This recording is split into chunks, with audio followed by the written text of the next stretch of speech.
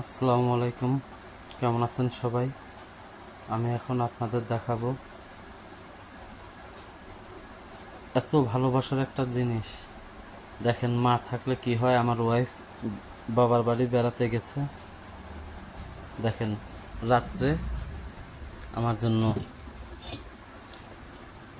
তরকারি তরকারি মাছের মাথা দিয়ে তরকারি, নিচে ভাত, রাইস কুকারে শাক ভাজি,